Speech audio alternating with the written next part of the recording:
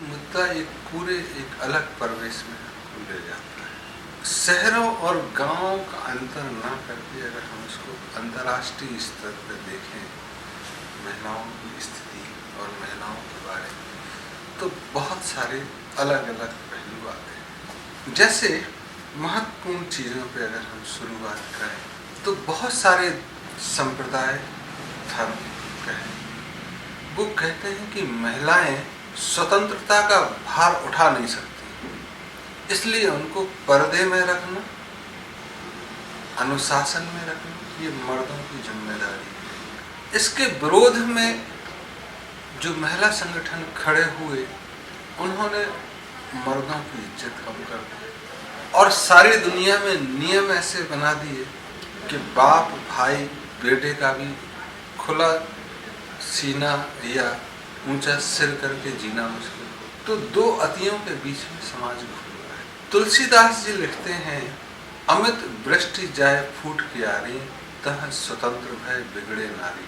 जैसे एक बहुत तेज बारिश हो तो क्यारियां जो खेत में होती हैं या बगीचे में होती हैं वो टूट जाती हैं, वैसे ही स्वतंत्र होके नारी बिखर जाती है, इसलिए उसको बंधन में रखना जरूरी। दूसरा ही चौपाई आती है, ढोल शूद्र, मतलब ढोल शूद्र जो सेवक हैं, जो नारियां हैं और पशु हैं, ये सब ताड़ना के अधिकारी हैं, इन पर ध्यान दें।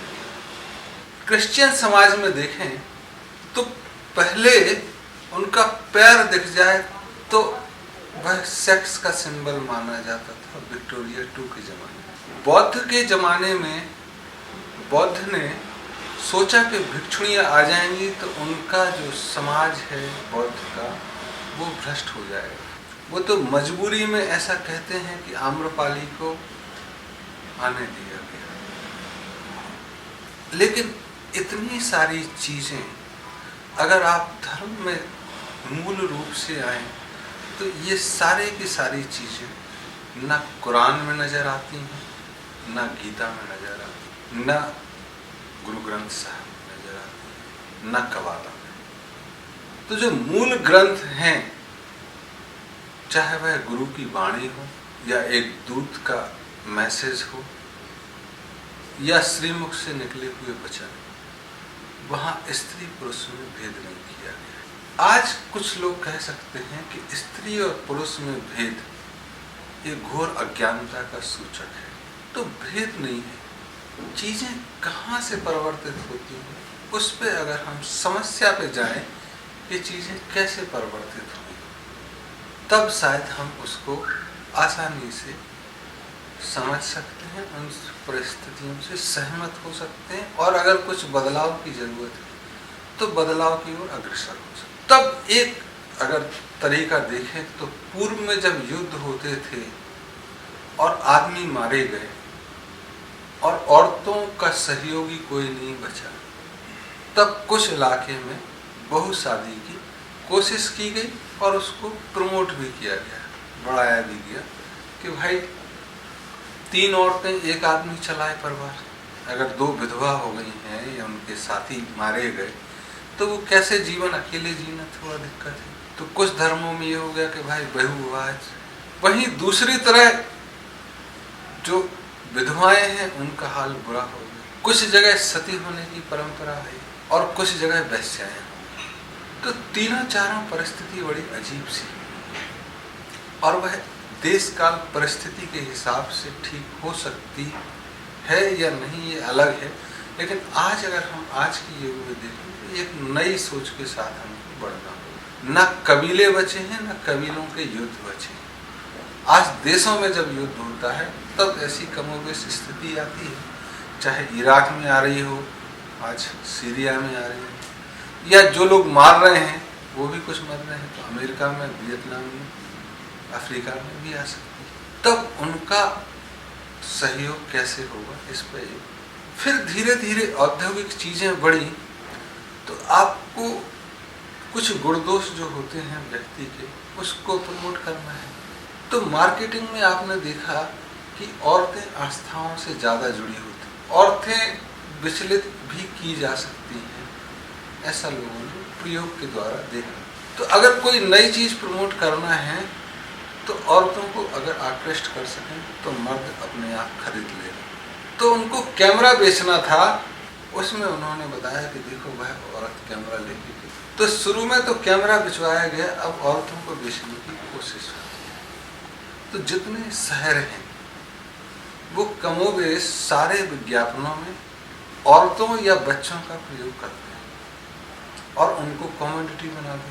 जिसको कमोडिटी आप बनाओगे उसके ग्राहक लगेंगे, उसको लूटने के लिए लोग बढ़ेंगे। तो कमोडाइजेशन जो हो गया है वह खतरनाक है और शहरों में ये ज़्यादा है।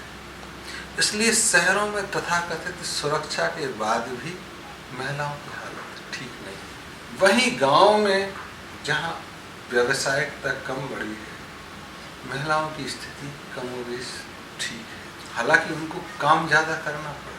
एक और उदाहरण आया कि चाइना में और कुछ नॉर्थ ईस्ट के इलाकों में जो नशे की लत लगाई गई तो आदमी नशे में धुत हो गया। जो देश को खराब करने की बाहरी कोशिश थी कि इसकी सारी पीढ़ी, युवा पीढ़ी को नशे में डाल दें तो ये अपने आप बर्बाद हो जाएगा। तो एक चाइना में जो ओपियम बार हुआ उसके इर्द गिर्द चीज़ें अगर देखें तो पूरी की पूरी चाइना में जमात जो नई पीढ़ी के युवा वर्ग थे वो नशे में हो गए। तो वहाँ महिलाएं काम करने लगी, जो काम काफ़ी दिन तक चला। तब चूंकि पुरुष नशे में धुत है तो आपको लगा कि महिलाएं परेशान हैं और महिलाओं पे आक्रमण, अत्याचार। वह एक स्वाभाविक परिणति होती है कि अगर घर में एक बच्चा खराब हो जाए तो माँ बहन काम करते हैं। तब गांव में जो नशे में हुए वहाँ महिलाओं को दूसरे तरह के काम करने पड़े।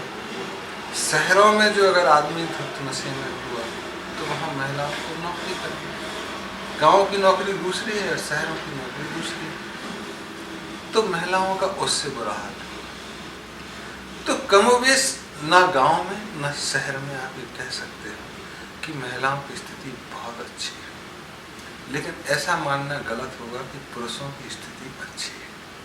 आज जो नियम बनाए हैं, अपने ही नियम से पुरुष अपने ही घर में कैदी हो गए। कुछ उदाहरण तो ऐसे भी आए हैं जो शर्मनाक और चौंकाने वाले हैं कि बच्ची ने बाप के ऊपर आरोप लगाया और बाप को जेल हो गई। 4 साल बाद वह कहती है कि नहीं, ये तो मैंने माँ के उकसाने पे लगाया था। तब बाप छूटा। तब कोर्ट बोलती है कि हम उस पर केस चलाएंगे कि झूठा बयान क्यों दिया। इसमें दोषी कई बार न्याय व्यवस्था हो, ऐसा नहीं कह सकते हैं कि आपकी कैसी जांच थी या कैसे नियम है कि आप एक छोटी सी शिकायत में घर का माहौल बिगाड़ने दें। अंतिम चीज जो अभी बोलूँगा वह यह है कि जब देश में विदेशी शासन है और आप उसको लंबा चलाने चाहते हैं तो आप लोगों के घरों में घुस जाएं। ये ताओ ते चिंग की टीचिंग के विरोध में है कि अगर किसी को लंबा जीना है तो लोगों के दिलो दिमाग पे उसको रहना चाहिए।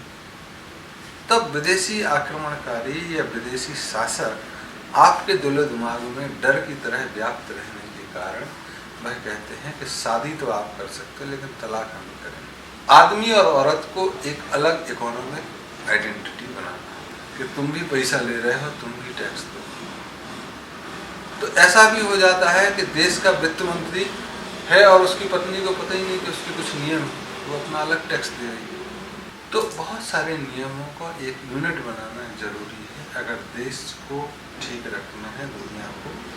तो महिलाओं को अलग से देखना जरूरी नहीं है, उनको एक परिवार की इकाई, माँ, बहन, बेटी, तीनों रूप में, पत्नी के रूप में, प्रेमिका के रूप में देखने की जरूरत है। एक समग्र दृष्टिकोण जरूरी है।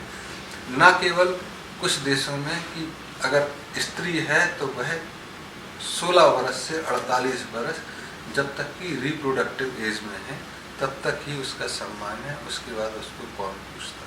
तो वह उपयोग की वस्तु हो गई। ऐसे समाज में महिलाएं परेशान रहेंगी और वह अपने शरीर और अपनी सुंदरता पर ज़्यादा ध्यान रखें कि उनको सस्टेन करना है, उनको जीना है। ऐसे मुल्कों में तुम देखोगे कि जवानी में जो औरतों के गुण गाए जाते हैं, बुढ़ापे में उनको कोई कुछ भी नहीं रहा है। तो एक कमोबेश उन देशों को भी सोचना है जो तथाकथित महिला सशक्तिकरण, वुमेन लिबरेशन, महिला स्वतंत्रता की बात करते हैं, और उन देशों को भी देखना जरूरी है जो महिला या पुरुषों का भी ध्यान नहीं रखते और गलत गलत नियम बना के अपने ही देश में अपने ही जनता को गुलाम बनाने के नियम, या परिवार में एक दूसरे का कैदी बनाने के नियम बढ़ा रहे हैं। कमोबेश जागरूक होने की ज़्यादा ज़रूरत है और नियमों को स्थानीय स्तर पर ही सुलटाने की ज़रूरत है, बनाने की ज़रूरत है। अगर कोई विकार आए तो परिवार ही उसको या समाज ही उसको सुलटाए, तब महिलाओं की स्थिति ज़्यादा अच्छी हो सकती है, बजाय एक वर्ल्ड हेल्थ ऑर्गेनाइजेशन या यूनेस्को में नियम बने और सारे देश उसको माने। भारत के नियम भारत में बने, पाकिस्तान वाशिंगटन की वाशिंगटन में,